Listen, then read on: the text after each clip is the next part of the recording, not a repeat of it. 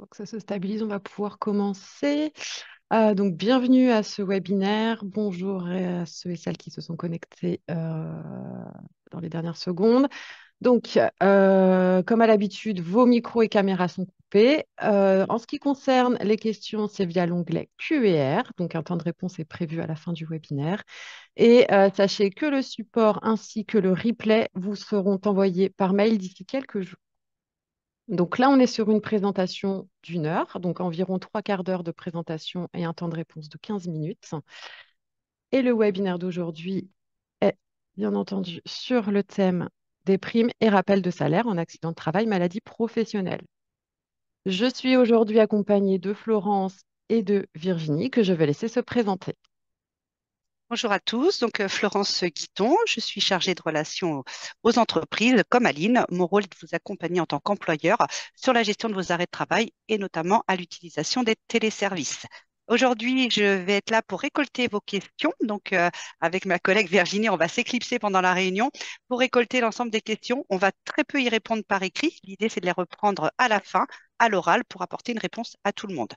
S'il y a des questions trop spécifiques qui demandent une vérification de dossier, on ne sera pas à même d'y répondre, auquel cas, là, je vous invite à contacter le 36 79. Merci. Alors bonjour, moi c'est Virginie. Donc, mon travail c'est de contrôler les indemnités journalières. Donc je travaille au service contrôle interne. Et mon rôle aujourd'hui, ce sera d'essayer de répondre à vos questions un peu particulières que vous aurez en fin de webinaire. Voilà, bon webinaire et à tout à l'heure. Merci Virginie, merci Florence. Et effectivement, je viens de me rendre compte que je ne me suis pas présentée. Donc moi, c'est Aline Levin et je suis également chargée de relations comme Florence, chargée de relations entreprises, donc à la CPM de Loire-Atlantique. Donc, au programme de ce webinaire, nous allons déjà dans un premier temps voir les éléments de salaire du référent, les éléments du salaire de référence. Dans ces éléments de salaire de référence, nous allons pouvoir détailler ensemble le salaire de base, les primes et rappels de salaire, ainsi que le salaire rétabli. Nous verrons ensuite la reconstitution de l'attestation de salaire.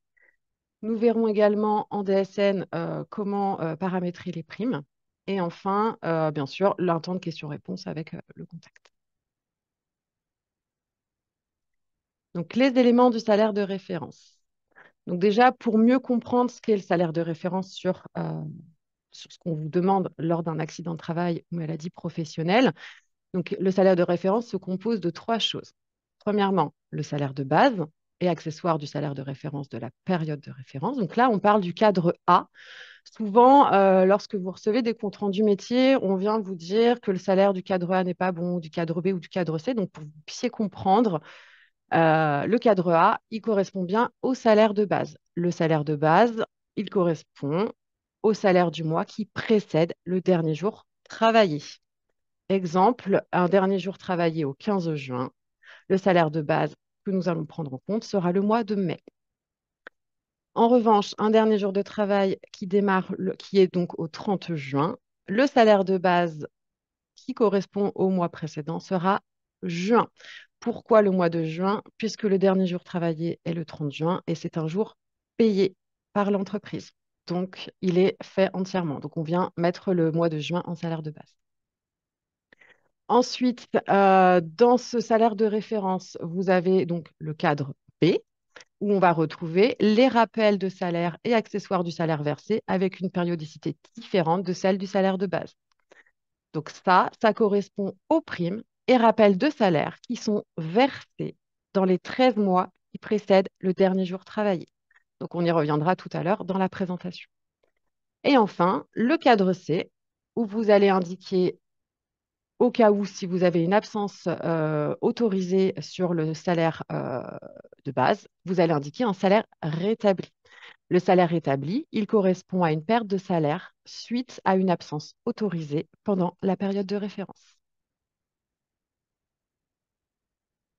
Donc, on va voir le salaire de base, mais avant, on va commencer par un quiz que je vais lancer de suite. Hop, je vais vous laisser quelques instants pour y répondre. Alors, à quoi correspond le salaire de base lorsque je saisis une attestation de salaire en ATMP sur Net Entreprise ou en signalement DSN? Alors, je précise que vous pouvez donner plusieurs réponses. Il y a le salaire du mois précédent le dernier jour travaillé, les salaires des 3 mois qui précèdent le dernier jour travaillé et ou les salaires des 12 mois qui précèdent le dernier jour travaillé. Exemple, activité discontinue.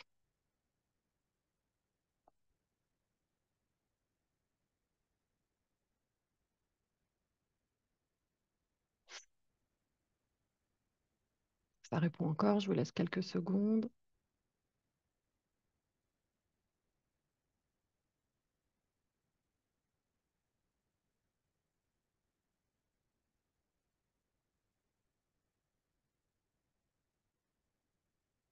Encore quelques répondants.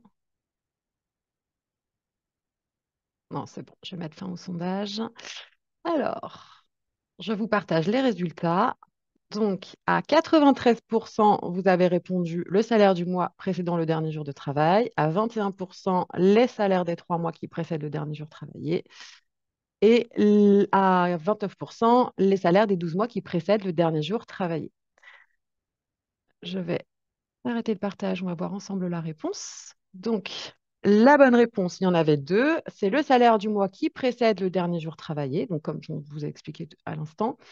Mais il y a aussi les salaires des 12 mois qui précèdent le dernier jour travaillé pour les activités discontinues, par exemple. Donc, on va prendre en exemple les intérimaires ou les VRP. Donc, pour expliquer ce qu'est le salaire de base, donc dans le cadre A, on va illustrer avec un exemple. Donc, cet exemple-là, on va le garder tout au long de la présentation, hein. On a un accident de travail qui intervient au mois de juin, donc le 15 juin 2024, qui correspond également au dernier jour travaillé, puisque le jour de l'accident de travail est le dernier jour travaillé si votre salarié est en arrêt. Le salaire de base qui va correspondre au dernier jour de travail du 15 juin 2024 et le mois qui précède. Donc là, on sera bien sur le mois de mai 2024. Qu'est-ce qu'on vient inclure dans le salaire de base? Donc, on vient indiquer le salaire brut soumis à cotisation sécurité sociale. Il comprend les éléments de salaire qui sont liés à l'activité du mois de référence uniquement. Donc, on vient indiquer le salaire principal, les congés payés. On vient également indiquer les heures supplémentaires qui sont payées et effectuées au cours du mois de référence, au cours du mois de mai 2024 dans cet exemple. Donc, uniquement les heures supplémentaires effectuées et payées. Et on vient indiquer ensuite si dans le contrat, il est prévu des primes mensuelles qui sont versées au titre du mois de référence. Exemple, une prime d'assiduité, d'habillage, d'ancienneté. On vient ensuite indiquer, comme toujours, la part salariale à déduire qui correspond à 21% du montant brut indiqué. Donc là, on est toujours dans le salaire de base, le cadre A.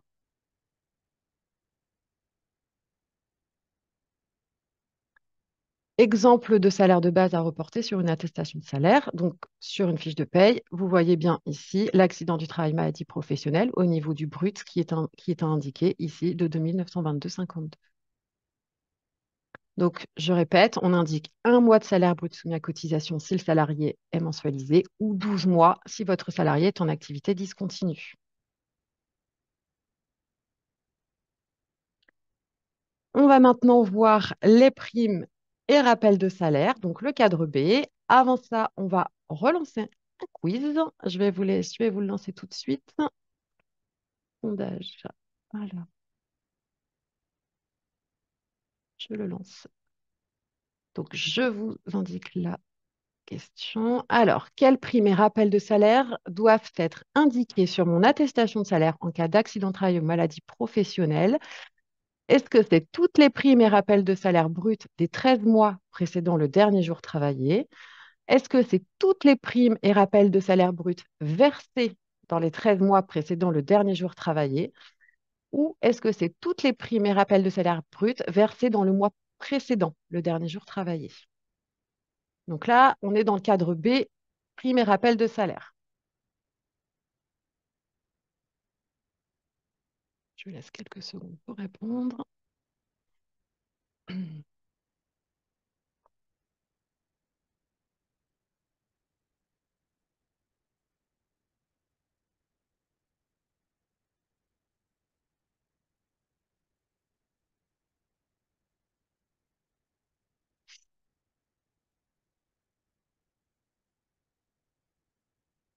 les répondants.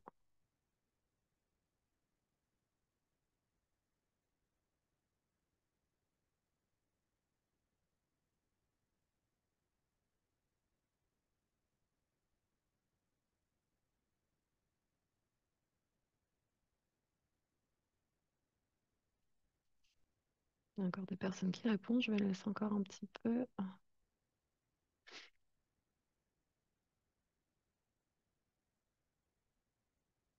Bon, c'est OK. Alors, je mets fin au sondage. Je vous partage les résultats.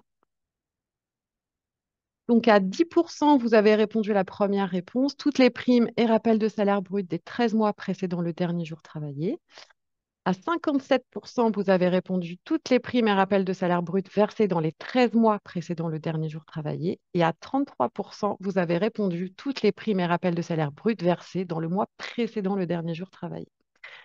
On va voir la réponse. Donc là, il y avait une seule réponse possible et c'était la deuxième réponse. C'est toutes les primes et rappels de salaire brut versés dans les 13 mois qui précèdent le dernier jour travaillé. Donc, on va expliquer tout ça dans la slide d'après. Donc, les primes et rappels de salaire. Donc, toujours sur le même exemple. Arrêt de travail le 15 juin avec un DJT au 15 juin. Donc, mon salaire de base, comme on a vu précédemment, le cadre A, c'est le mois de mai 2024. Ensuite, nous, ce qu'on vient vous demander, c'est de nous indiquer dans le cadre B, dans l'étape donc 2 sur 3 pardon, dans l'étape 5 si on est entreprise, mais donc l'étape 2 sur 3. On va venir vous demander de nous indiquer tous les primes et rappels de salaire brut qui sont soumis à cotisation sécurité sociale, qui sont susceptibles d'être pris en compte sur les 13 mois précédant le dernier jour travaillé. Et on vient vous demander les primes et rappels de salaire versés sur les 13 mois. Alors, des exemples de primes, on va voir le 13e mois, 14e mois, des primes de fin d'année, des rappels de salaire suite à une augmentation. Et je précise bien que les heures supplémentaires, elles ne constituent pas un rappel de salaire. On y reviendra tout à l'heure sur les heures supplémentaires. Mais les heures supplémentaires, donc payées, effectuées, vont sur le mois de référence, vont dans le salaire de base. Et là, dans le cadre B, on indique bien les primes et rappels de salaire versés sur les 13 mois qui précèdent le dernier jour travaillé. Et on vient donc ensuite indiquer la part salariale à déduire, bien sûr, de 21%. Je vais réexpliquer avec un exemple. Donc, toujours un arrêt de travail au 15 juin avec un DJT le 15 juin. On prend un exemple de primes qui sont versées sur ma période de référence, sur les 13 mois qui précèdent le mois de mai 2024, donc du 1er mai 2023 au 31 mai 2024. On a bien 13 mois. Sur cette période-là, vous avez en exemple une prime versée le 30 novembre 2023, donc qui est bien intégrée dans cette période de 13 mois. On vient ensuite indiquer la période de référence de la prime. D'accord? Donc là, ce versement-là, il correspond à une prime calculée sur la période du 1er janvier 2023 au 31 décembre 2023. Vous venez ensuite nous indiquer le montant total de cette prime et la part salariale à déduire. Un autre exemple, une date de versement le 31 mars 2024. Nous avons une période de référence de cette prime du 1er janvier au 31 mars 2024 pour une périodicité de 3 mois. Le 31 mars 2024 est bien compris dans ma période de référence du salaire prime et rappel de salaire. On indique le montant, toujours la part salariale à déduire, pardon. Et une dernière, donc le 30 juin 2023, on est toujours dans ma période de référence des 13 derniers mois, avec une périodicité donc là de 6 mois, du 1er avril 2023 au 30 septembre 2023. On indique le montant total et la part salariale à déduire. Donc vous, à votre niveau, simplement, vous venez nous indiquer toutes les primes et rappels de salaire qui sont versés sur les 13 derniers mois. Je dis bien susceptibles d'être prises en compte, parce qu'ensuite, c'est nous, l'assurance maladie, qui venons tout calculer pour pouvoir les prendre en compte derrière. Donc, on va vous expliquer ensuite comment nous, l'assurance maladie, on vient prendre en compte cette prime. Donc, je vais vous demander d'être attentif parce que c'est relativement assez complexe, mais on va vous expliquer au mieux les choses. C'est intéressant pour vous si vous subrogez et que vous avez besoin de comprendre pourquoi certaines fois nous prenons en compte certaines primes et d'autres non. Et puis tout simplement pour comprendre effectivement le montant qu'on peut prendre pour les primes. Donc avant de vous donner toutes ces explications, on va déjà comprendre en fait, nous, les éléments qu'on prend en compte pour ce calcul des primes. Donc déjà, ce qui est important à savoir, c'est la date de versement de la prime. Donc là, c'est ce que vous venez indiquer. Il s'agit bien de la date à laquelle vous effectuez le versement de la prime. Donc, il correspond souvent à la date du virement. Vous venez, vous, ensuite, nous indiquer la période de référence de cette prime. Donc, il s'agit de la période à laquelle se réfère la prime versée. Exemple, prime versée le 1er janvier 2024 pour la période du 1er janvier 2023 au 31 décembre 2023. Ensuite, on va avoir la période de report. Donc ça, c'est calculé par l'assurance maladie. C'est cette période de report qui compte et qui se fait en fonction de cette date de versement de votre prime pour qu'on puisse savoir si oui ou non on va prendre en compte cette prime. Et enfin, il y a la proratisation de la prime qui est également calculée par l'assurance maladie.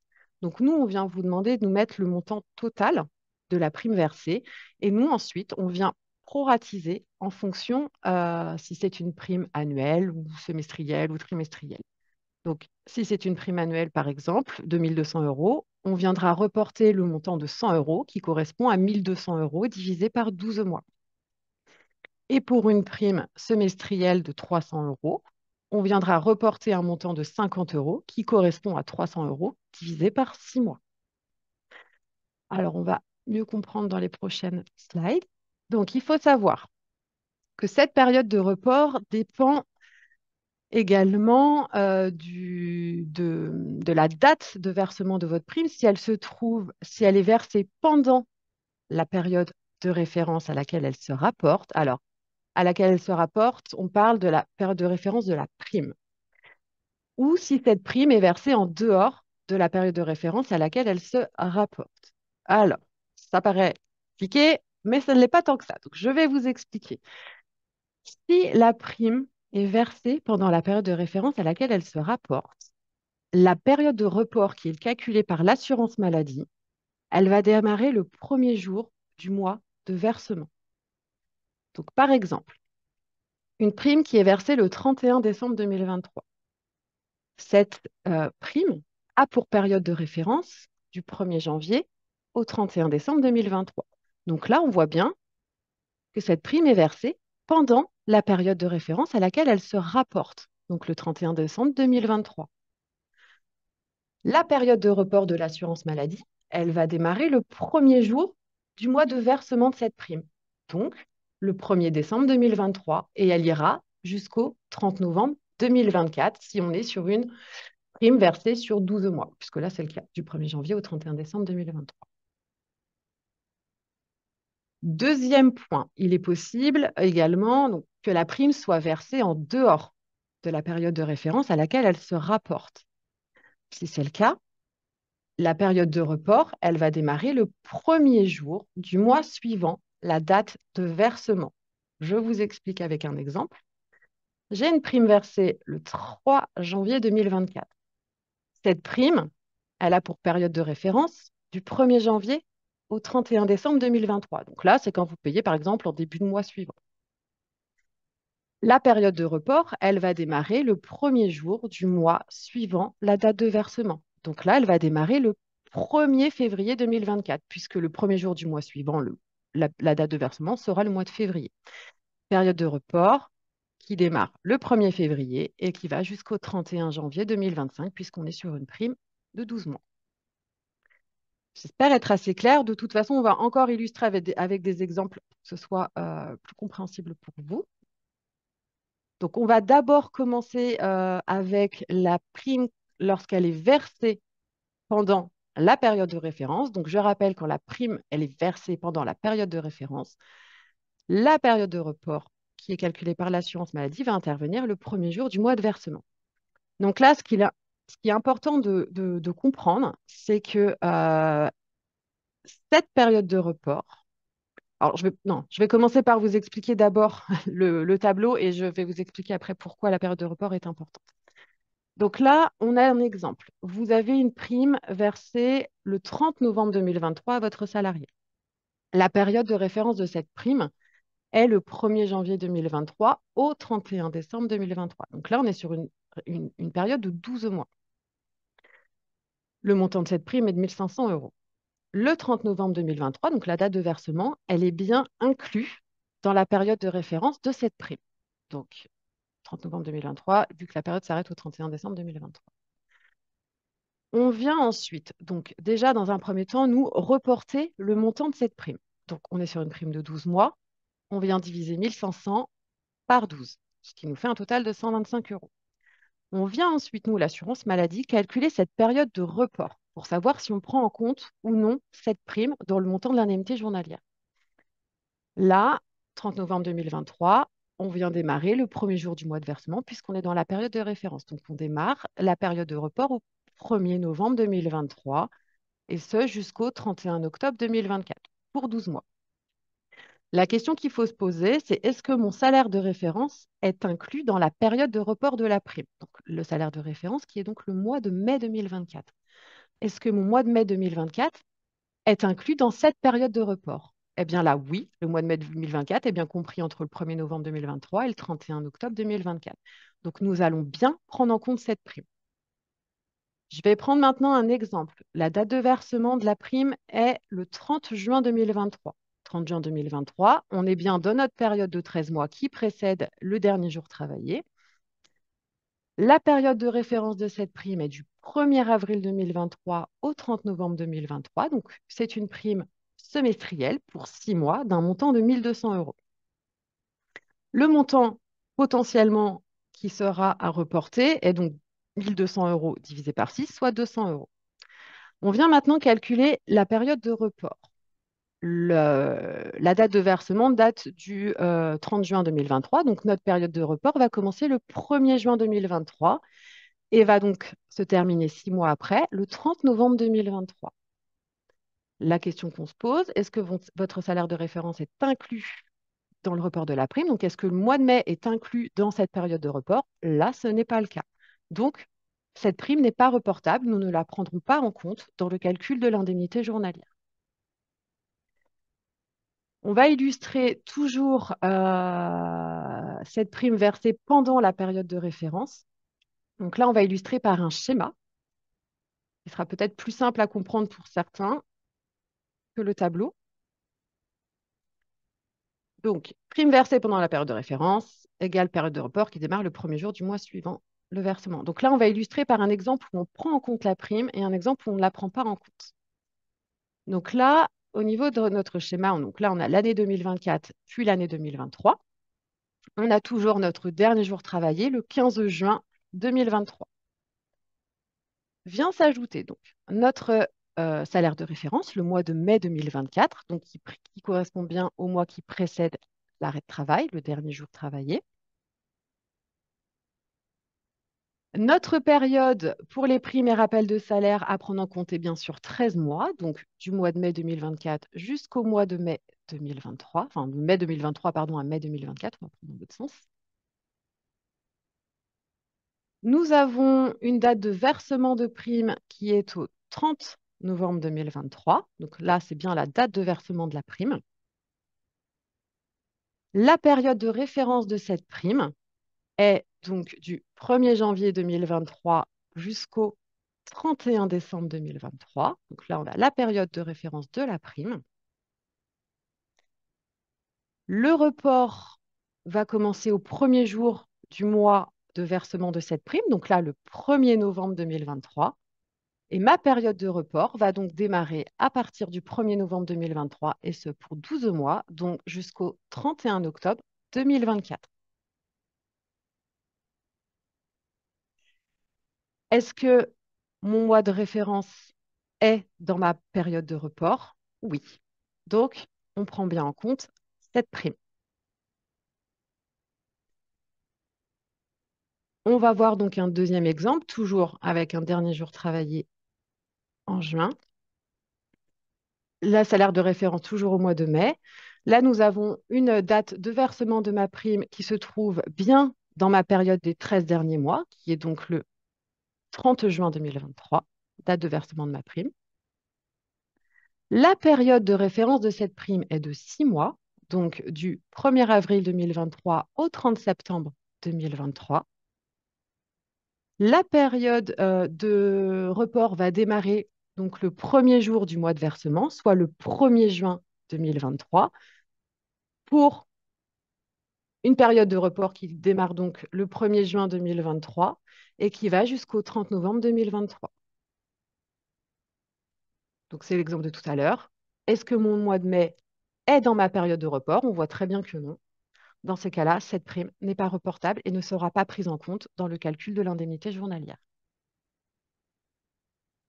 Le résumé, on vous laisse quand vous aurez le support, ça vous aidera à comprendre, mieux comprendre même pour plus tard, parce que là, pouvez l'avoir compris maintenant, mais effectivement, il faut s'en rappeler pour le moment où vous allez vouloir calculer vos IJ.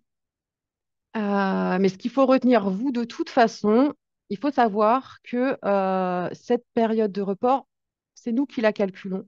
Donc, vous allez seulement vous indiquer sur l'attestation de salaire les primes versées sur les 13 derniers mois. Et on s'occupera du calcul de cette période de report. Là, l'idée de vous présenter ça, c'est surtout pour vous de mieux comprendre ce qui est pris en compte et pas pris en compte sur l'attestation de salaire. Mais on vous invite à mettre, bien entendu, les montants sur les 13 derniers mois. Donc, c'est toujours le résumé de l'exemple 2. On va voir maintenant lorsque la prime est versée en dehors de la période de référence, donc de cette prime. Donc, toujours sur le même exemple, le mois de juin 2024, avec un DJT en juin 2024, un salaire de base mai 2024, avec une période de référence pour les primes du 1er mai 2023 au 31 mai 2024, donc bien les 13 mois, les primes et rappels versés sur les 13 mois qui précèdent le dernier jour travaillé. Alors, on va prendre un exemple. Je vais vous donner les exemples qu'on va illustrer ensuite avec les schémas. Donc, je vais vous prendre le premier exemple, celui du 5 octobre 2023. Donc, c'est une prime versée le 5 octobre 2023. 5 octobre 2023, on est bien d'accord, elle est dans ma période des 13 mois. Cette prime est une prime semestrielle qui correspond à une période du 1er avril 2023 au 30 septembre 2023. Donc, on voit bien que cette prime est versée en dehors de la période de référence à laquelle elle se réfère. Montant de cette prime, 1 200 euros. On vient, nous, calculer un montant, donc on vient mettre 1 200 euros divisé par 6 mois, puisque c'est une prime de 6 mois, donc ce qui nous fait un total de 200 euros. On vient maintenant calculer la période de report. C'est une prime versée en dehors de la période de référence. Donc la période de report, elle démarre le premier jour du mois suivant la date de versement. Donc là, en l'occurrence, on est sur une date de versement au 5 octobre. Notre période de report va démarrer le premier jour du mois suivant, le 1er novembre 2023. Période de 6 mois, on vient donc indiquer du 1er novembre 2023 au 30 avril 2024. Maintenant, on vient se poser la question, est-ce que mon salaire de référence est inclus dans la période de report de ma prime? Donc là, est-ce que le mois de mai 2024 est inclus dans cette période? On voit bien que non. Donc c'est une prime qu'on ne prendra pas en compte. Un deuxième exemple, on va prendre celui du 5 mai 2023, donc c'est la date de versement de ma prime. La période de référence de cette prime est du 1er janvier 2022 au 31 décembre 2022. Donc c'est une prime qui est versée sur 12 mois. On voit bien au niveau de la date de versement de cette prime qu'elle est en dehors de ma période de référence. Le montant de cette prime est de 600 euros. Donc, on vient diviser 600 euros par 12. Ça nous fera un montant reportable susceptible à 50 euros. On vient donc calculer notre période de report de cette prime. Donc, c'est une prime de 2022, mais payée en mai 2023. La période de report va démarrer le premier jour du mois suivant la date de versement, donc le 1er juin 2023. C'est une prime versée sur 12 mois, donc on vient la reporter du 1er juin 2023 au 31 mai 2024. Maintenant, la question à se poser, c'est est-ce que mon salaire de référence est inclus dans la période de report de la prime? Donc, est-ce que mon mois de mai est inclus dans cette période? Oui, il est inclus. Donc, c'est une prime que nous allons prendre en compte dans le calcul de l'indemnité journalière. On va illustrer de nouveau avec le schéma. Alors, donc toujours prime versée en dehors de la période de référence. Là, on est toujours sur donc l'accident de travail ou le dernier jour de travail pardon, qui a lieu qui est du 15 au 15 juin 2024. Toujours le mois de mai en période de référence, salaire de référence le mois qui précède, donc le mois de mai 2024. Du mois de mai 2023 jusqu'au mois de mai 2024, j'ai ma période sur laquelle vous venez nous indiquer les primes et rappels de salaire qui sont versés sur cette période, donc cette période des 13 derniers mois qui précèdent le dernier jour travaillé. Donc, première prime versée le 5 mai 2023. D'accord? Donc, on est bien sur notre période de référence des 13 derniers mois. Cette prime-là, elle a pour période de référence, elle se réfère à la période du 1er janvier 2022 au 31 décembre 2023, mais payée le 5 mai 2023. Donc, c'est une période de 12 mois. On vient calculer la période de report, donc la période de report qui démarre le premier jour du mois suivant la date de versement. Donc, période de report à compter du 1er juin 2023 pour une période de 12 mois, donc du 1er juin 2023 jusqu'au 31 mai 2024. Est-ce que mon mois de mai 2024 est dans ma période de report? Oui. Donc, nous allons prendre en compte cette prime. Deuxième exemple, donc toujours un DJT au 15 juin 2024 avec un salaire de référence au mois de mai 2024. Nous avons toujours nos 13 mois de référence pour que vous nous indiquiez les dates de versement de vos primes et rappels de salaire. Donc là, on a une date de versement au 5 octobre 2023. La période de référence de la prime est du 1er avril 2023 au 30 septembre 2023. Donc, on voit bien que c'est versé en dehors de la période de référence à laquelle elle se rapporte. On vient donc commencer le report au premier jour du mois qui suit le versement de cette prime, donc le 1er novembre 2023. On est sur un report de 6 mois. Donc, on vient reporter pour 6 mois, soit du 1er novembre 2023 au 30 avril 2024. Et là, on se pose la question, est-ce que la prime est report, est-ce que mon mois de mai 2024 est inclus dans ma période de report calculée par l'assurance maladie? Eh bien non. Donc, c'est une prime qui ne sera pas reportable sur le calcul de l'indemnité journalière. Donc, comme tout à l'heure, on vous met le résumé du premier exemple. Donc, je répète de nouveau, c'est bien nous qui calculons toutes ces périodes de report, la proratisation de la prime. Vous, ce qu'il faut retenir, c'est effectivement de nous déclarer les primes versées sur les 13 derniers mois qui précèdent le dernier jour travaillé. Donc, on met également le résumé du deuxième exemple. On vous met également un autre exemple. Alors là, souvent, c'est des questions qu'on peut être amené à voir sur les primes de fin d'année qui arrivent en décembre et quand l'accident de travail est effectivement au mois de janvier. Donc, la période de référence est le mois de décembre, forcément. Et souvent, vous ne savez pas à quel endroit mettre cette prime. Donc, salaire de base, bien sûr, sans la prime. Et on vient indiquer la prime dans les primes et rappels de salaire, dans le cadre B. Soit, donc, là, on vient prendre la période du 1er décembre 2022 au 31 décembre 2023. Donc, on vous demande les 13 derniers mois pour éviter, effectivement, d'oublier certaines primes. Donc, par exemple, vous versez votre salaire en fin de mois ou en début de mois. Effectivement, nous, notre période de report est différente.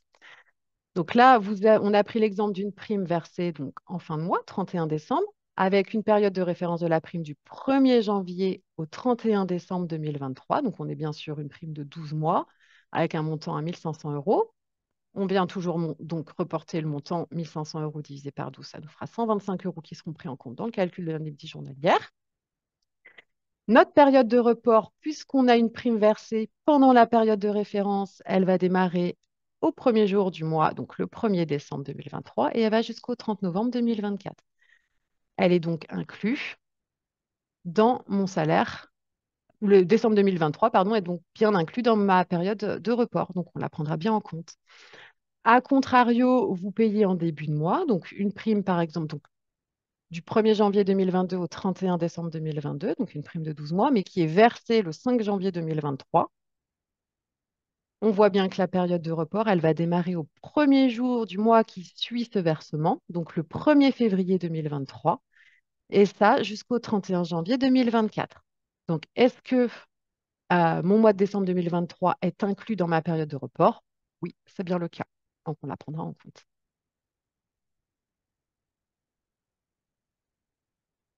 On va faire un quiz concernant les heures supplémentaires. Alors, je vais lancer le sondage.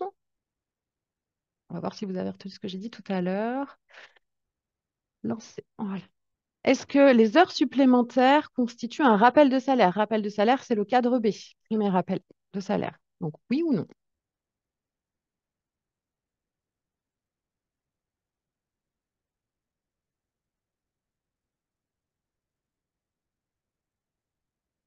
Alors, ça répond plus vite, mais ça répond encore.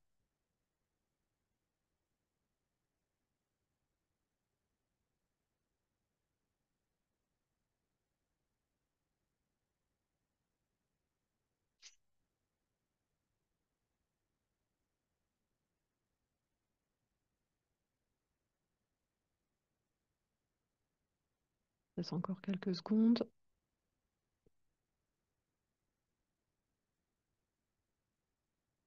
Ouais, c'est bon. Je vais mettre fin au sondage. Ça répond. Hop, partager les résultats. Donc, à 13%, vous avez répondu oui et à 87%, vous avez répondu non. Alors, la réponse est bien sûr, c'est non. Les heures supplémentaires ne constituent pas un rappel de salaire. Donc, on va le voir tout de suite. Le cas particulier des heures supplémentaires et de la modulation du temps de travail. Donc, le principe des heures supplémentaires.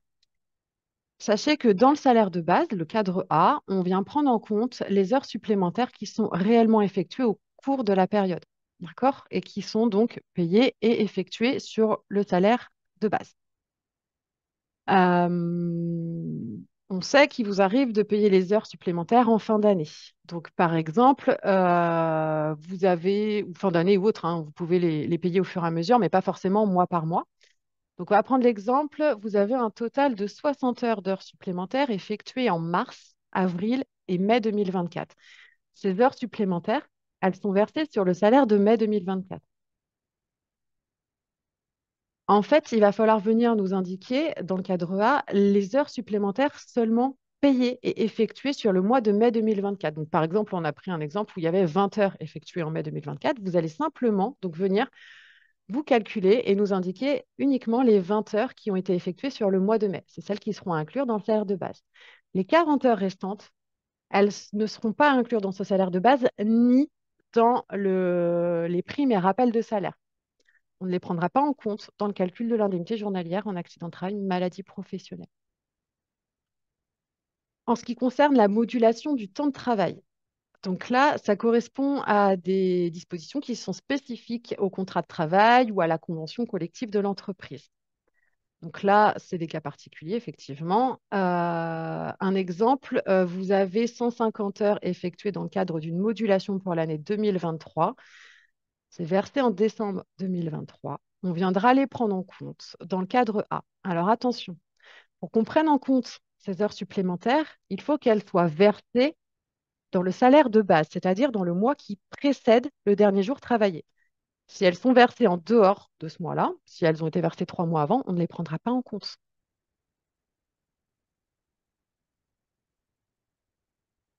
Alors, ce qu'il faut retenir pour ce cadre B, du coup, sur les primes et rappels de salaire, c'est que vous, de votre côté, il faut nous indiquer toutes les primes et rappels de salaire qui sont versés dans les 13 mois pardon, qui précèdent le dernier jour de travail.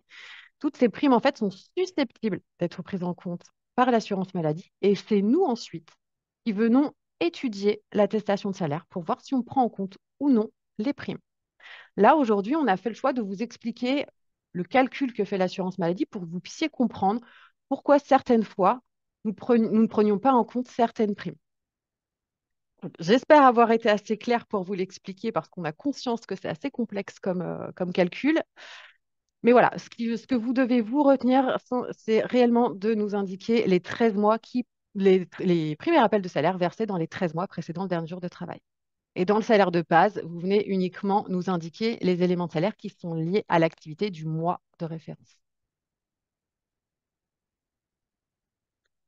On va voir maintenant le salaire rétabli, donc en cas d'absence autorisée de votre salarié sur le salaire de référence, donc le mois qui précède l'accident de travail.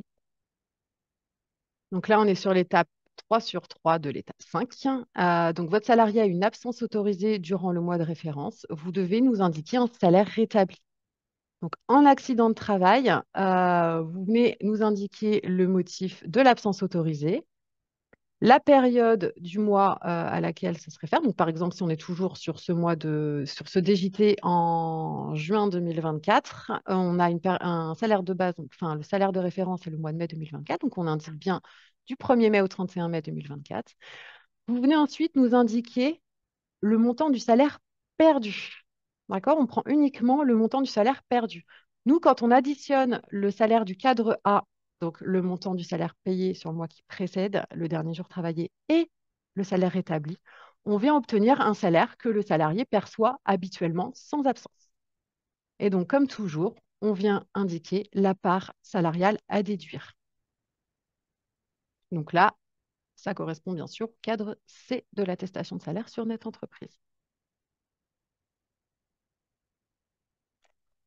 On va voir maintenant la reconstitution de cette attestation de salaire lorsque vous l'avez saisie sur Net Entreprise.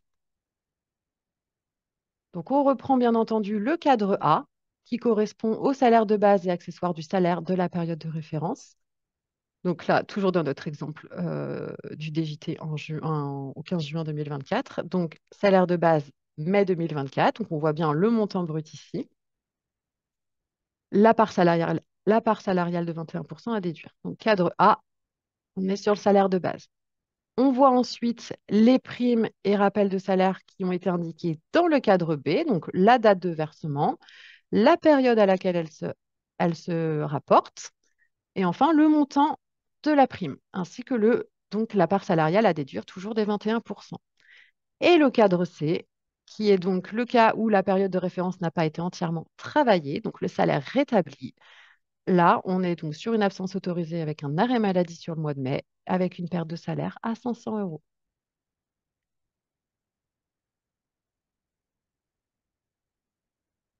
On va voir maintenant en DSN. Donc là, tout ce qu'on a vu, c'est la saisie, bien sûr, sur Net Entreprise. Lorsque vous êtes en signalement DSN, vous n'avez pas besoin de remplir tout ce qu'on vous demande puisque tout se fait automatiquement via votre logiciel de paye. En revanche, il faut bien que votre logiciel de paye soit paramétré comme il faut pour que les primes puissent bien ressortir également dans le bon cadre. Donc là, on vous donne, on vous montre ce tableau, qui est le tableau de paramétrage des primes. Vous pouvez le transmettre à votre éditeur de logiciel de paye pour vérifier que tout soit bien paramétré ou éventuellement, si ce n'est pas le cas, qu'il puisse bien paramétrer de son côté. Il faut retenir là, brièvement pour vous, c'est que dans le salaire de base, le salaire de base, il correspond au bloc 51. D'accord? Donc, tout ce qui va être prime lié à l'activité du mois en cours, donc tout ce qui est prime d'habillage, outillage, est intégré au bloc 51. En revanche, les primes liées à l'activité avec une période de rattachement spécifique ou les primes exceptionnelles liées à l'activité avec période de rattachement sur le mois civil sont rattachées quant à elles au bloc 52 et ressortiront bien dans le cadre B. Donc là, on vous invite à vérifier auprès de votre éditeur que tout soit bien paramétré. Un dernier quiz sur les avantages du signalement en DSN. Donc, je vais lancer ça. Hop. Donc, plusieurs réponses possibles, bien sûr. Quels sont les avantages du signalement en DSN pour le risque accident de travail, maladie professionnelle? Donc, pas de montant de salaire à compléter, pas de prime à indiquer, pas de salaire établir à saisir. Un seul signalement DSN génère une attestation ATMP et une en maladie. Donc, je répète, plusieurs réponses possibles.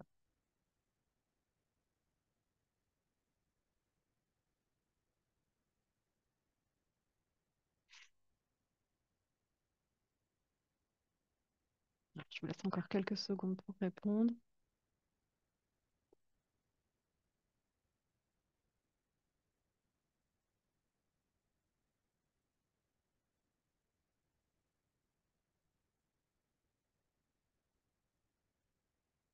Ça répond encore. Encore quelques instants.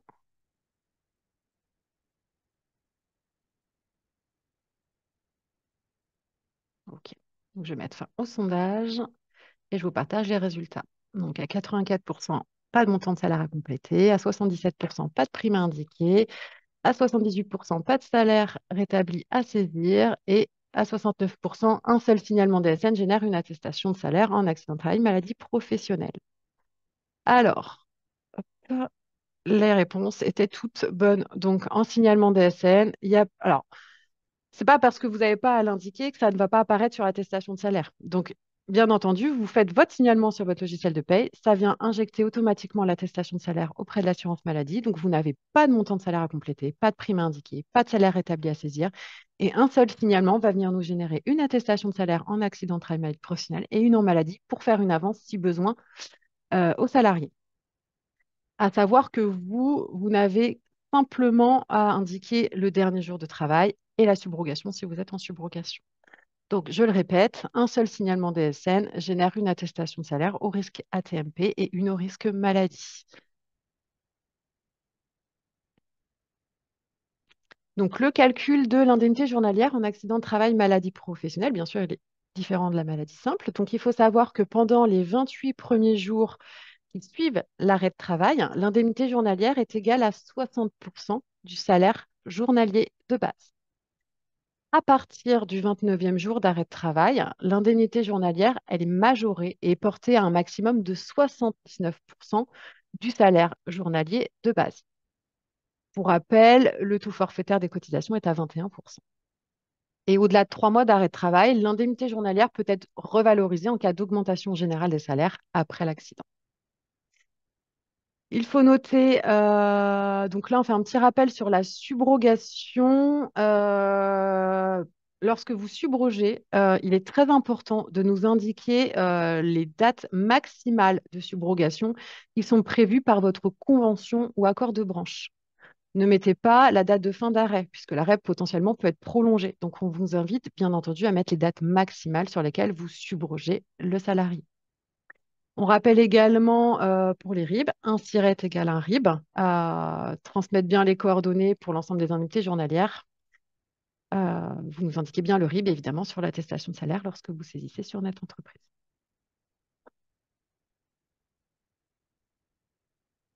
Moi, j'ai fini ma présentation. J'ai dépassé un petit peu de 5 minutes. Donc, il est probable qu'on dépasse un petit peu aussi pour le temps de réponse questions, pour le temps de réponse aux questions. Je vais laisser Florence reprendre le relais. Alors, merci Aline, merci pour cette présentation. Écoute, tu as dû être quand même plus ou moins clair parce qu'il y a quelques questions, mais il n'y en a pas non plus énormément. Alors, on va essayer de ne pas perdre de temps. Je vais relever. Virginie, je te pose des questions et puis voilà, on va voir si on est à même de pouvoir y répondre. Alors, la première, c'est sur les primes. Deux fois m'a été posée pour une prime de 13e mois mensualisée, mais qui peut être régularisée sur décembre. Alors oui, Dans le du cas coup, présenté, cadre A, B. voilà. Donc les primes mensualisées, elles vont rentrer tous les mois où elles sont mensualisées, on intègre dans la case A, puisqu'elles sont en rapport avec le mois en question. Par contre, pour le montant régularisé au mois de décembre, eh bien, il faudra indiquer ce montant-là dans la case B, et en indiquant bien sûr la période de référence à laquelle cette régularisation se rapporte. Donc souvent, c'est l'année entière. Merci Virginie. Si nous avons plus de 4 primes dans l'année, quel est l'ordre de priorisation? Alors, il n'y a pas du tout d'ordre de priorisation. Priorisation. L'important, c'est bien d'indiquer toutes les primes versées dans les 13 mois précédant le dernier jour de travail. Ne vous inquiétez pas sur ça. Mhm. Il y a une question, alors c'est assez long, mais j'ai un peu résumé, une part variable qui a été versée de 5 000 euros sur une période de mars. Pour moi, enfin, je vais te laisser répondre, tu as dû la regarder Virginie aussi, elle Oui, rentre dans la période, donc après c'est le calcul qui se fera par l'assurance maladie. Mais je vais te laisser répondre sur c'est cette exactement question qui a ça. été posée. Tout à fait. Donc là, l'exemple, c'était vraiment, on nous donnait l'exemple de deux primes qui étaient versées pendant les 13 mois précédant le dernier jour de travail. Donc la réponse est oui, il faut bien indiquer ces deux primes en précisant bien la période à laquelle Ça chacune se de ces rapporte. primes se rapporte. C'est la personne qui a posé la question pour la part Oui, variable, versée soit en mars 2024 ou en septembre 2023. Et effectivement, dans un exemple comme celui-ci, elle rentre bien dans les 13 mois. Donc, vous l'indiquez parce que, encore une fois, Aline l'a bien répété, c'est faut indiquer toutes les primes versées dans les 13 mois qui précèdent l'arrêt de travail. Et après, c'est nous qui ferons le calcul, si vous l'avez compris, avec les calculs de report. Si oui ou non, du coup, on la prend en compte. Si une prime annuelle est versée le mois précédent de l'arrêt de travail, devons-vous la déclarer dans le cadre A ou dans le cadre B? alors, du coup, il y avait même deux questions, je crois, concernant cette demande. Alors, il faut la mettre dans le cadre B et il faut surtout ne pas oublier de la déduire du montant du salaire qui est indiqué dans la case A. Exactement, merci. Il y a donc, alors là, j'ai pas trop compris, j'ai demandé de préciser, mais ça n'a pas été fait. Il y a donc deux gratifications prises en compte pour un AT de janvier. Alors, je pense que Alors, ça, cette je pense question-là, moi, j'ai supposé qu'en fait, la personne considérait que c'était un exemple, mais nous, ce qu'on donnait, c'était oui, des exemples de dates de versement différentes. Il ne faut pas prendre ça comme un exemple pour un dossier auquel on va ajouter toutes les primes. C'était non. vraiment pour distinguer le report en fonction de la date de versement. J'ai supposé aussi que la Ouais, je pense question. aussi, Ouais, là, voilà, parce qu'il n'y a pas de oui, gratification, c'est des exemples non, pour dire quand est-ce qu'on prend, quand est-ce qu'on prend pas. voilà. Doit-on déduire? Oui, ça, tu l'as déjà dit. Rappel. Ah oui, alors, il y a quelqu'un qui est revenu sur les primes et rappels. Je croyais qu'il fallait prendre en compte uniquement les 12 derniers mois et non pas les 12 mois. Alors, je pense que ça devait être, et non pas les 13 mois, j'imagine. Oui. Je pense que ça doit être Alors, le changement. oui. Effectivement, vous l'avez compris, comme on vous a expliqué, le jeu du report fait que parfois, il vaut mieux avoir les éléments sur 13 mois, notamment lorsque la prime est versée sur le mois d'après. C'est-à-dire que si une prime est versée en décembre et qu'elle est versée en janvier, on va le reporter à partir de février. Et souvent, on était amené à rappeler les employeurs parce qu'on voyait qu'il nous manquait cette petite prime. Donc, en réclamant les éléments de salaire sur 13 mois, eh bien, ça évite de vous recontacter par la suite et voilà, vous gagnez du temps et puis nous aussi au sein de la caisse. Tout le monde est gagnant. Voilà. Une rechute, le salaire de base est-il toujours celui précédent l'accident de travail? Alors, je vais vous répondre. Enfin, le salaire à indiquer, le salaire de base, est toujours celui qui précède le dernier jour de travail. Alors, il y a effectivement un jeu de comparaison. Oh, je suis désolée, c'est peut-être. Oh, je suis désolée, j'ai vraiment. Et c'est le jeu de la comparaison fait qu'on va comparer nous avec le salaire initial de l'accident de travail, mais non. Vous, ce que vous avez à retenir pour la complétude de l'attestation de salaire, c'est vraiment d'indiquer le salaire de référence qui précède le dernier jour de travail. Merci. Pour un VRP exclusif rémunéré à la commission seulement, comment devons-nous traiter les attestations de salaire? Alors, pour le VRP exclusif qui est rémunéré à la commission, eh bien, j'ai envie de dire, c'est tout simple parce qu'on va le calculer ses indemnités sur les 12 mois. 12 Donc, mois. on prendra en compte en intégralité les primes qui sont versées pendant les 12 mois précédant le dernier jour de travail. Merci. Les indemnités de posté, donc entre parenthèses éléments variables, sont du salaire ou des primes? Alors, je ne connais pas exactement ce que sont les indemnités de posté, mais en fait, la Alors, il question met qu'il entre faut se poser. parenthèses les éléments variables. C'est les Voilà. variables. Donc, je pense que Alors c'est du des coup, primes, des choses voilà, comme ça. Variables. j'avais envie de répondre tout dépend de ces éléments. Est-ce qu'ils sont en rapport avec le mois de référence? Alors si c'est en rapport avec le mois de référence, alors on l'intègre dans la case A. Si ces éléments ne sont pas en rapport avec le mois de référence, alors on l'intègre dans la case B. Merci. Si l'entreprise pratique la subrogation et que le salarié a eu un arrêt maladie sur le mois précédent, est-ce qu'il faut l'intégrer dans le cadre C comme dans votre exemple? Donc ça, c'est le salaire rétabli. Tout à fait. Alors, je vais même vous répondre en cas de subrogation ou non, d'ailleurs, lorsqu'il y a un arrêt, une absence pour maladie que l'on doit rétablir, cette perte de salaire à rétablir est toujours à indiquer dans la case C. À aucun moment, l'employeur ne doit rétablir lui-même le salaire dans la case A. Nous avons une question, comment gérer le décalage de paie? Nos heures supplémentaires sont payées en M plus 1. D'accord, donc le décalage de paie, ça c'est vraiment un sujet particulier et puis c'est vraiment au cas par cas.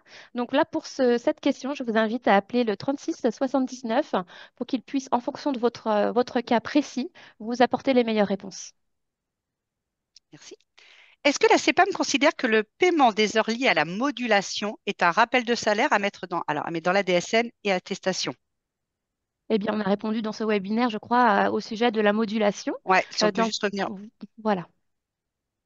Donc la modulation, hein, c'est bien quelque chose de spécifique, est inscrit au contrat de travail. Donc effectivement, ces heures seront à inclure dans le salaire de base pour le mois au cours duquel elles sont versées. Alors, je vais quand même la poser. Quel est l'intérêt? Une personne pose la question, quel est l'intérêt de recalculer une période de report et de ne pas utiliser la période de référence Eh déclarée? bien, je vais essayer d'être Bonne claire. question. Alors, c'est vrai que, par exemple, on prend l'exemple d'une prime versée en décembre 2023. Elle est annuelle, elle se rapporte à la période d'activité du 1er janvier au 31 décembre. Alors, cette prime, si elle est versée en décembre, on pourra la prendre au 1/12e en décembre. Mais finalement, en janvier, février, mars, avril, enfin les 11 premiers mois de l'année, eh bien, on la prendra pas du tout en compte. Donc, le fait de reporter ces primes permet de ne pas pénaliser l'assuré ou l'employeur et puis que chacune de ces primes soit toujours prise en compte à un moment donné. Parfait. Merci, Virginie. Alors, une personne aussi, certaines CPAM nous demandent d'établir une attestation maladie, même si on passe par la DSN. Alors là, pour le coup, je ne Alors, sais pas si tu peux répondre, toi, Virginie, à ton bah, niveau. moi, ce que je peux vous dire, c'est que peut-être c'est la personne cherche à savoir pourquoi. Eh bien, ce que j'aurais envie de vous dire, c'est que parfois, les dossiers maladies professionnelles et accidents de travail mettent un certain temps à être instruits. La décision de prise en charge ou de rejet n'est pas prise tout de suite. Et en fait, cette attestation maladie nous permet de payer les indemnités en ce qu'on appelle en provisionnel, c'est-à-dire en indemnité maladie. Ouais, alors là, je pense que la question finale, je pensais que C'était plutôt peut-être quand on pas a fait ça. la promotion de la DSN qui dit qu'effectivement en DSN, normalement, ça vient générer en automatique la maladie. Alors Oui. peut-être que voilà, Ah rarement, oui. ça peut arriver que du coup, l'attestation en maladie, c'est pas généré, auquel cas, on est obligé de vous la réclamer.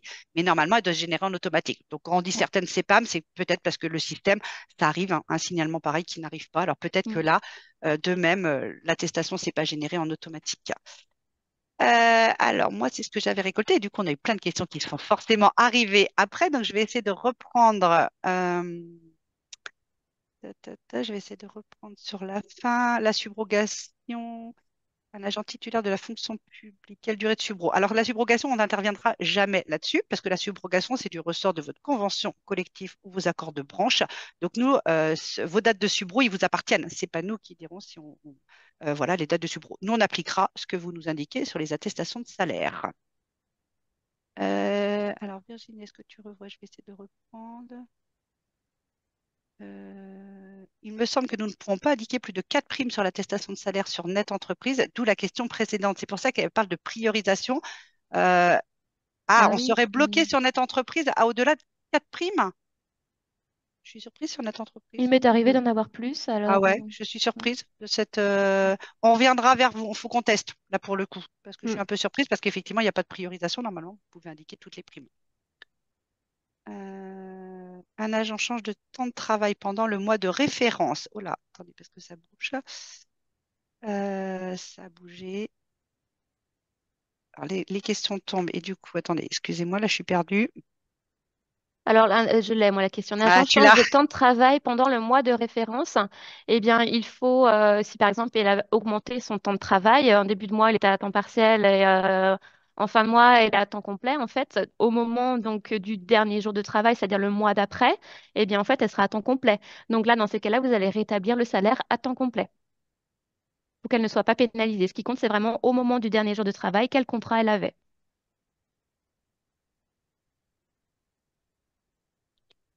Alors, il y a une personne qui nous met, même si on fonctionne en DSN, on doit indiquer sur Net Entreprise la subrogation, c'est bien cela. Alors là, je ne comprends pas trop. Si vous êtes en DSN, vous n'avez pas besoin de passer sur Net. Donc, subrogation, de toute façon, vous devez l'indiquer. Si vous êtes sur Net Entreprise, vous faites une attestation, vous devez indiquer la subrogation et les dates. Toujours qu'on rappelle, un maximal, bien sûr, les dates. Si vous êtes en DSN, le RIB doit être enregistré au niveau du logiciel de paie. Alors, je pense que c'est peut-être quelqu'un qui a compris qu'il fallait aussi faire une subrogation sur Net Entreprise. Mais si vous fonctionnez en signalement DSN, c'est juste la subrogation sur le signalement DSN, hein, pas besoin d'aller sur Net Exactement. Entreprise. On ne fait pas les deux, hein, on est bien d'accord. Mm. Euh, Je peux alors, prendre le relais si tu veux sur une ouais, vas-y, si question. tu t'y retrouves, vas-y. Accident de travail le 20 décembre, reprise de travail, puis rechute au mois de février. Quels sont les salaires pris en compte pour la rechute? Donc, vous allez indiquer le salaire précédent la rechute, donc c'est-à-dire janvier, puisque le dernier jour de travail a eu lieu en février. Cependant, par les réglementations, ce salaire-là sera comparé avec le salaire initial donc de novembre de l'année précédente et on paiera l'UJ la plus avantageuse. J'en ai une dernière. Bonjour, un arrêt en AT est pris en charge pendant combien de temps par la CPAM? Je ne sais pas si je comprends bien la question. Je pense que À la partir du personne moment où veut il est pris en savoir, ouais. charge, le délai de prise en charge? Bah, combien de temps on Ouais. peut indemniser un Combien de arrêt en temps on peut accident de travail? indemniser en Mm. accident? Ouais, je Euh, pense que c'est plutôt ça. Il n'y a pas de mm. date. Enfin, en fait, ce sera en fonction de sa situation médicale. Donc, moi, je ne peux pas vous dire maintenant, et ça peut être plusieurs années, comme 6 mois.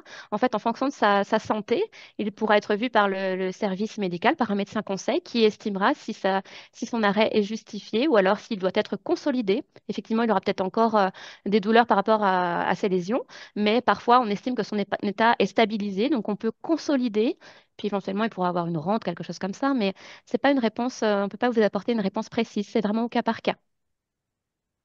Merci Virginie. Alors, j'ai un spectateur anonyme là, qui me met pourquoi pas de déclaration de prime en DSN? Alors là, je comprends pas trop. Et je pense Pourquoi que pas de c'est parce que tu vois, dans le quiz, on a mis pas de prime à indiquer. En Ah, fait, c'est les avantages. ouais, c'est ça. Vous n'avez pas à les indiquer puisqu'elles sont paramétrées dans votre logiciel. Et lorsque vous effectuez votre signalement, elles sont injectées dans l'attestation de salaire qu'on reçoit nous automatiquement. C'est pour ça que vous n'avez pas besoin de les indiquer.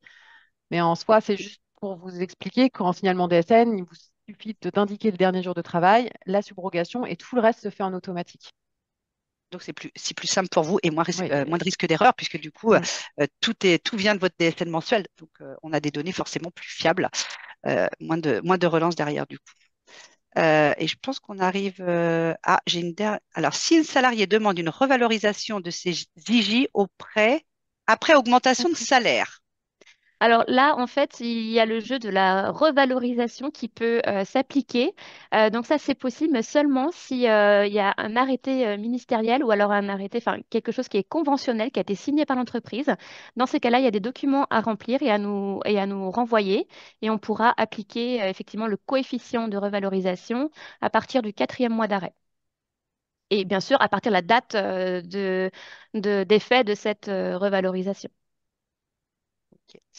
Je reviens sur la personne qui pose la question dans la fonction publique. Nous n'avons Mm. pas de convention collective. Encore une fois, sur les dates de subrogation, on n'intervient pas. C'est en interne, c'est chez vous. Nous, la subrogation, nous, on ne fait que l'appliquer s'il est inscrit sur l'attestation de salaire. Donc là, c'est vraiment à vous rapprocher, vous, en interne, pour le coup. Là, nous, on n'a pas d'éléments à vous donner sur voilà, comment vous pouvez fonctionner en interne, si oui ou non, vous pouvez faire de la subrogation. Et une dernière, parce que je vois l'heure, il est déjà Mm. 11h05. En cas d'embauche d'un salarié payé au commissionnement, quel est le salaire à rétablir, étant donné qu'il n'a pas encore perçu de commission? Ben, en fait, s'il n'a pas de salaire de base sur son contrat de travail, il ne va pas pouvoir avoir de salaire établi, en fait. Il faut vraiment se fier au contrat de travail. C'est l'avantage et l'inconvénient des personnels payés à la commission. Et c'est pour ça d'ailleurs qu'on les paye sur 12 mois pour qu'ils soient le moins pénalisés possible. Parfait. Et petite dernière, et on va s'arrêter là parce qu'il est 11h05. À partir de quand considérez-vous que l'arrêt est une rechute? Alors, c'est pas qu'on considère, c'est qu'à partir du moment où, dans l'épisode initial, il y a eu une guérison ou une consolidation. Sinon, c'est un nouvel arrêt. C'est différent. Donc, en fait, Ok, avec la rechute, une fois qu'il a été guéri, consolidé, on repart sur une indemnisation avec 28 IJ Nord. Vous savez, avec un taux de 60%. Donc, ça, c'est le médecin qui décide. Juste sur on la va rester. DSN, là aussi, on a deux petites Ouais, questions, vas-y, mais sur le bloc. là, on vous invite vraiment à voir avec votre éditeur de logiciel. C'est lui qui vous le paramètre, votre outil. Donc, c'est à revoir avec lui. N'hésitez pas à vous servir de la fiche qu'il y aura dans le support pour ça. Oui, Donc, là-dessus, vraiment, c'est une histoire de paramétrage et c'est l'éditeur qui a la main là-dessus. et pas nous pour les histoires de Mm, bloc. mm. Et comme vous a dit Aline, de toute façon, vous allez recevoir très prochainement, soit fin de semaine, début de semaine prochaine, le support avec le replay à disposition. Alors, justement, il reste vraiment 2 questions avant la fin. Allez, oui, mais Il y c'est en parce a qu'elle juste continue. une qui... Oui, bah après, Vas-y, stop. allez. J'entendais une, si accident dans les premiers jours de contrat. En fait, vous allez venir dans le cadre C nous rétablir un salaire normalement perçu s'il avait travaillé. En gros, vous venez rétablir un salaire travaillé entièrement. En, en accident de travail, il n'y a pas de condition d'ouverture de droit. Donc, on va venir payer sur le montant du salaire qui est indiqué sur le contrat de travail. Donc, vous nous l'indiquerez dans le cadre C. Vous mettrez nouvelle embauche et vous indiquez le salaire normalement perçu. Voilà. Et il y en a eu juste une dernière. Un agent change de temps de travail pendant le mois de référence. Quelle est la marche à suivre? Bon, j'ai envie de Ben, dire, de toute on y façon, a on prendra le répondu tout à montant l'heure. payé. Ouais. Voilà, c'est ça. C'est ce que tu as répondu tout à l'heure, Virginie, Ouais, Oui. effectivement. ouais. Ah, on y a répondu tout à l'heure. Bah, autant pour moi. C'est tout bon. On était un Alors, peu sur la même chose, ouais. c'est ça. Donc, on vous remercie pour le question-réponse. Je vous rappelle encore une nouvelle fois les contacts. Donc, pour nous joindre, le 36 79. Vous avez également EDEM. Donc là, ce qui précise pour les entreprises, c'est bien, il faut que le salarié dépende du 44. Et donc, c'est moi et Florence qui sommes derrière pour répondre à vos questions. Donc là, ce sera surtout sur un accompagnement sur les téléservices. Vous avez également le portail employeur. Donc ça, vous aurez le lien sur le support. Je vous invite à y aller. Vous avez accès à nos webinaires, inscription à nos webinaires et replays. Vous avez également un espace mode opératoire qui vous permet d'accéder à des pas à pas pour les téléservices en ligne. Donc, ça peut être assez pratique quand vous avez un doute. N'hésitez pas à y aller. Et donc, on rajoute les coordonnées Net Entreprise, bien entendu, maintenant qui sont un numéro d'appel gratuit au 0806 800 700. On vous remercie pour votre attention en espérant avoir pu répondre à vos questions que vous posiez sur effectivement ces primes et rappels de salaire en accident de travail. Je sais que c'était assez complexe. Lorsque vous allez quitter ce webinaire, il y a une petite enquête de satisfaction qui va vous prendre quelques secondes à répondre, mais qui pour nous permet de nous améliorer. Donc, je vous remercie d'y répondre. Je pense qu'on a fait le tour. Si vous voyez des choses à rajouter, les filles, n'hésitez pas. Non, voilà. C'est On bon insiste pour vraiment vous. sur le questionnaire, ça prend Ok, 3 secondes et c'est c'est très très ça, important pour nous. c'est Donc ça. vraiment le petit Seulement trois questionnaire, questions. ouais, c'est très rapide, mais ça c'est important pour nous en termes de retour. Et ben non, une bonne continuation et bon courage à vous. Merci. On vous souhaite une Merci à bonne tous. journée. Au Bonne Merci. journée revoir, à vous. merci. Au revoir.